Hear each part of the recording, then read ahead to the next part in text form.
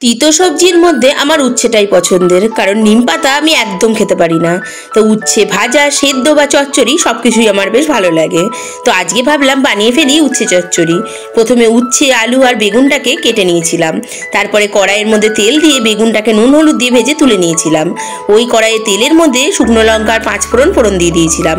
আর দিয়ে দিয়েছিলাম কেটে রাখা উচ্ছে আর আলুটাকে। এগুলো একটু লম্বা লম্বা করে কাটলেই বেশি ভালো লাগবে। এরপরে ভালো করে ভেজে নিয়েছিলাম।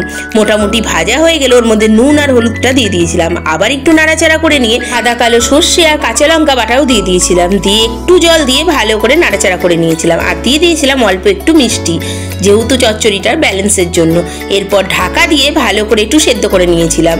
ঢাকাটা তুলে যখন দেখলাম আলু আর উচ্ছে সেদ্ধ হয়ে গেছে, তখন ভেজে রাখা বেগুনটাকে দিয়ে আবার একটু নাড়াচাড়া করে জলটা শুকিয়ে নিলেই রেডি আমাদের উচ্ছে চচ্চড়ি। আমার পছন্দের সবজি হলে খেতে কিন্তু দারুণ লাগবে।